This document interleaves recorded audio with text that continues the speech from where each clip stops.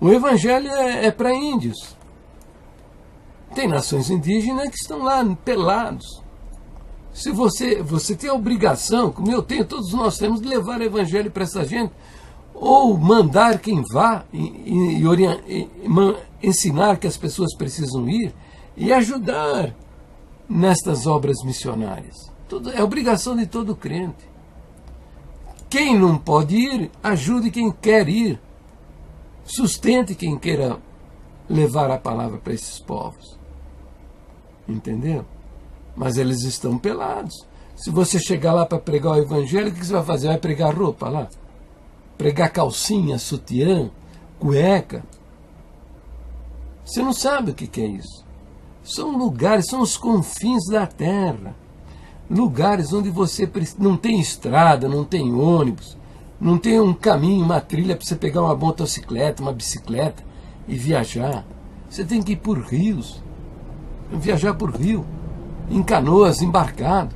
E quando chega a cachoeira, tá, você tem que descer do barco, carregar as suas coisas, dar a volta na cachoeira, levar lá na frente, depois pegar o barco, levar nas costas até lá também. Tem lugares onde chove, tem pouca água, o rio é imenso, mas tem uma lâmina d'água de 10 centímetros, de 5 centímetros, entendeu? De 15 centímetros. Como é que você vai andar embarcado numa lâmina d'água dessa profundidade? Então você tem que descer e arrastar a canoa pela areia, entendeu?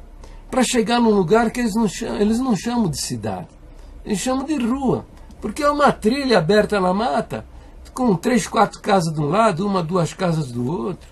São meia dúzia de famílias que moram ali, vive do extrativismo lá da floresta e tal, e se mantém lá com os recursos da floresta.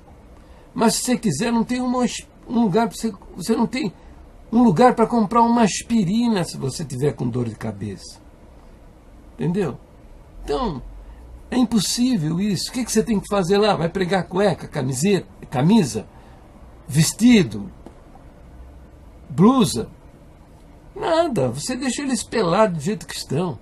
Você vai falar para eles do amor de Deus, que eles são pecadores e que o próprio Deus se fez homem, veio ao mundo, deu sua vida na cruz do Calvário para a salvação da alma dele e o perdão dos pecados. Entendeu? É isso que você tem que fazer. É da nossa cultura, é doutrina da igreja, só pode ser casado com uma só mulher, entendeu? É bíblico isso, é do cristianismo, é da Bíblia, um casamento monogâmico. Mas nos dias de Jesus, tinha judeus com várias mulheres, veja lá, não condenou esses casamentos múltiplos. Tá? Isso não é poligamia, a gente fala poligamia, mas é uma sociedade que tem como o casamento múltiplo como um legítimo, legal, entende? É uma sociedade constituída dessa maneira. Entende? Jesus não condenou isso. Os apóstolos, nas suas pregações, nas suas andanças, disseminando o evangelho lá pelos países lá do Oriente, depois pela Europa, né? Ali aquela região toda, eles encontraram sociedades vivenciando o casamento múltiplo, mas não condenaram. Essas pessoas foram recebidas na igreja, elas foram batizadas, entendeu? Foram aceitas na igreja. Ninguém condenou isso. Paulo menciona lá as qualificações do ministro, do servo de Deus, dizendo que ele deve ser não dado ao vinho, homem não iracundo, não dado ao vinho, casado com uma só mulher e que tem os filhos na disciplina. E para o exercício do ministério, então ele instruiu esta condição de ser casado com uma só mulher. Mas a igreja primitiva batizou, recebeu no seu seio homens e mulheres vivendo o casamento múltiplo. Entendeu? Agora, existem sociedades vivendo isso hoje. Se você for enviado para o meio desses povos aí, o que você vai fazer? Vai pregar contra o casamento múltiplo? É isso que você vai fazer? Você vai durar no meio deles uma semana, no máximo 2. Mas vão acabar matando você. Porque eles se reúnem, tá? E os chefes das clãs, das famílias, eles se reúnem para discutir os problemas no meio do povo deles. Aí, e lá um ancião vai levantar e dizer, um líder da clã, um dos mais velhos da família, né? Vai dizer, a minha neta era casada com fulano de tal, mas veio esse sujeito de fora aí e pôs na cabeça dele que ele precisava escolher uma só e desprezar as outras. E fulano que cuidava tanto bem da minha filha, dos meus netos, dos meus bisnetos, né? Ele elegeu a filha de fulano de tal como esposa e desprezou a minha esposa, desprezou os meus netos. A minha filha está desesperada, está deprimida, quer se matar, entendeu? O outro fala, é verdade, está acontecendo também na minha casa, que a minha filha, ela também foi desprezada por causa desse fulano aí, e ela se envolveu com o fulano de tal, que bate nela, bate nos meus netos, entendeu? Então, essas reclamações vão aparecer, os índios vão decidir o quê? Comprar sua passagem para você voltar para a civilização? Não, eles vão matar você, mano. Mata você. Pronto, resolve o problema. Por quê? Porque você está mexendo na cultura deles, na estrutura familiar deles. Está desagregando a família. O cristianismo é para agregar as famílias, unir as pessoas. E você vai lá com uma pregação absurda de desagregar as famílias e derrubar, destruir a organização familiar deles. Você vai morrer, você é um candidato à morte. Pena de morte na sua cabeça. Entendeu? Quando se você for lá pregar o evangelho, quer falar do sangue derramado na cruz, para o perdão dos pecados, para a salvação das almas deles, se você cuidar direitinho deles, você vai estabelecer lá no meio deles uma igreja indígena e vai ter índios pastores, índios anciães, índios diáconos, e eles vão entrar pelas matas e levar o evangelho para outras nações indígenas. Isso vai acontecer. Você vai sair da liderança dessa igreja. Deixa eles, o Espírito de Deus, governar a vida deles. Você vai fazer o que então? Você vai aprender a língua deles, organizar o dicionário, organizar a gramática, traduzir os evangelhos e as cartas para a língua deles, ensiná-los a ler e escrever na própria língua deles e deixá-los liderar esta igreja indígena. Não vai chamar um ancião do Brás ou do Ministério de Jandira para oficializar essa igreja aí, porque esses caras são idiotas. Sabe, eles nem vão lá. Eles nem vão lá, sabe? Eles nem vão lá oficializar alguma coisa lá. É melhor que não vá, mesmo que vai perverter tudo, sabe? Entendeu? Se você cuidar deles direitinho, esse índio com as suas 6, 8, 10 mulheres e todos os seus filhos vão entrar no céu, todo mundo de bunda de fora, todo mundo de bunda de fora, porque o evangelho não tem nada a ver com roupa. Não tem nada a ver com roupa. Entendeu? É isso aí. Agora você não sabe o evangelho, você não sabe o que é o evangelho. E veja bem, você está na frente de uma comunidade cristã, cuja doutrina ensina que a salvação só se alcança pela fé, e você está pregando para eles um evangelho fajuto, que se constitui em ensino de práticas cristãs, né? Algumas delas legítimas, como, por exemplo, orar, se reunir para cultuar a Deus, né? Se reunir para orar a Deus, né? Visitar o enfermo, não é isso? São práticas cristãs, são legítimas essas práticas cristãs. Mas tem outras práticas cristãs que estão aí no nosso meio e que você já ensinou e pregou muito a respeito dela, que são altamente questionáveis. São altamente questionáveis. O ósculo santo. Você prega o ósculo santo. Mas vem cá, me diz uma coisa, isso é mesmo ósculo santo? É santo esse ósculo? É santo.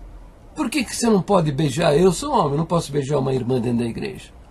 Por causa da malícia? É, por causa da malícia. Homem, então não é santo. Oh. Você é estúpido? Não, não é. Então não é santo. Entendeu? É só saudar com a paz de Deus. Aí pergunta, por que só a paz de Deus? É porque não paz do Senhor. Não, porque tem muitos senhores. Não, mas Deus não tem muitos deuses não tem? Está cheio de deuses por aí. Entendeu? O próprio Deus fala na sua palavra. Lá o primeiro mandamento do Decálogo, lá em Êxodo 20, diz: não terás outros deuses diante de mim. Então, o próprio Deus está dizendo que tem muitos deuses. Conversa mais idiota, né? E ó, veja bem, vão pegar, para dar sustentação a essa prática questionável e absurda, né? Pega um verso lá no meio da carta aos Filipenses, no capítulo 4, né? Que não é uma saudação. Entendeu? É a manifestação de Paulo desejando que os leitores daquela missiva dele fossem abençoados, com paz. Mas a saudação está logo no primeiro e no segundo verso. Observa, todas as cartas lá, a saudação está no primeiro, no segundo, no máximo no terceiro verso. Porque não tem sentido você escrever uma carta para alguém e saudar lá no meio da carta, lá no final. Não tem sentido. Você já escreveu carta? Você escreveu lá cordiais saudações lá no meio da carta, lá no final? Tem sentido? Sentido? Não, é logo no início, nas primeiras palavras você faz a sua saudação. Então leia as cartas aí e procura, você vai ver. Tá? As saudações são feitas no nome do Senhor Deus, associada ao nome de Jesus Cristo, todas elas. Pode ver, graça e paz, ou paz e graça, tal, da parte de Deus e de nosso Senhor Jesus Cristo. Você não vê a saudação isolada só ao nome de Deus.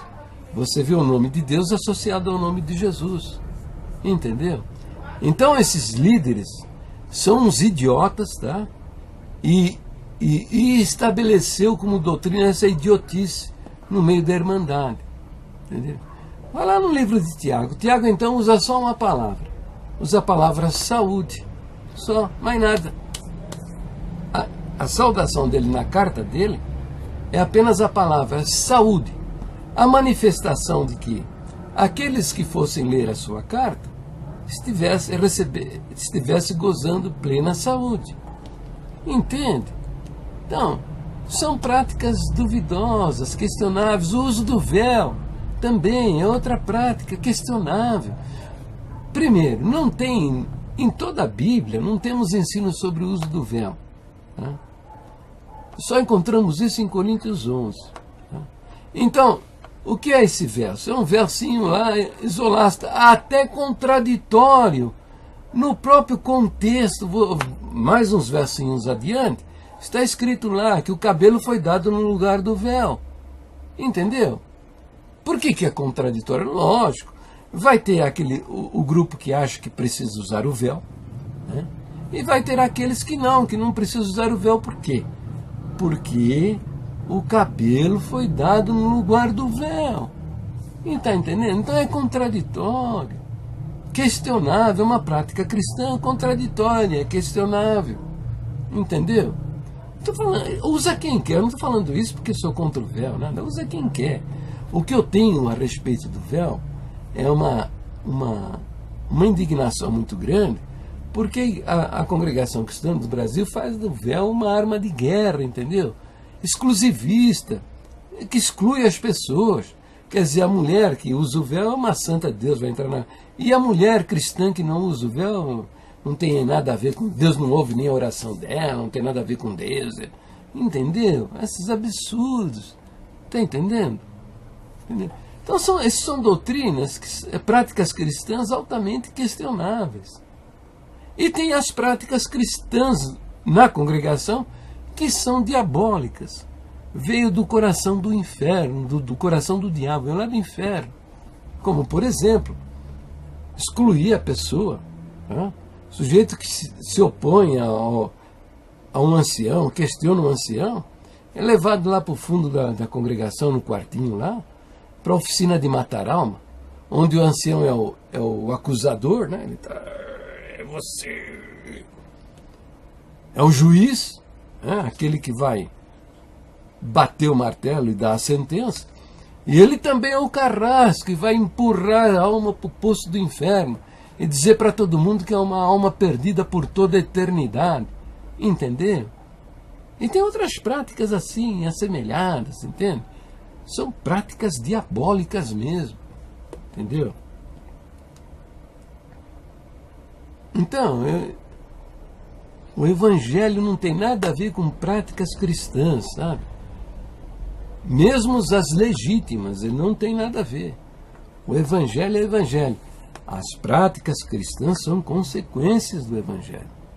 Agora você não sabe nem o que é Evangelho. Você pergunta para esse povo aí que você reúne toda noite, vai assumir a tribuna. O que você está pregando para ele? Para você vai dar conta destas almas. Você vai dar conta destas almas perdidas. Eles vão para o inferno, tá? Porque eles estão confiando no seu evangelho, que é o evangelho maldito, que Paulo condena no capítulo 1 do livro de Gálatas. Se um de nós, ou mesmo um anjo vindo do céu, vos anuncia um outro evangelho diferente daquele que vos temos pregado, seja considerado anátema. Anátema é uma palavra grega que significa maldição. Esse é o evangelho que você está pregando. Tá? E você se diz constituído por Deus, tá? Para o exercício do ministério. Que Deus te constituiu como atalaia. E você não prega a verdade para eles. Você não fala a verdade para eles. Tá? Que é a verdade do evangelho. Tá entendendo? Então eu vou ler para você aqui, ó, para você saber. Ezequiel 33. Quando eu fizer vir a espada sobre a terra, e o povo da terra tomar um homem dos seus termos, de o constituir por seu atalaia, e vendo ele que a espada vem sobre a terra, e não tocar a trombeta para avisar o povo, essas almas morrerão no seu pecado, mas o sangue destas almas eu requererei da sua mão. Entendeu? Você vai dar conta destas almas, porque você tem o atrevimento, tá, de assumir uma tribuna diante de uma comunidade cristã e você não sabe o que é o Evangelho. E ainda faz isso. Prega um Evangelho maldito. Você vai dar conta destas almas.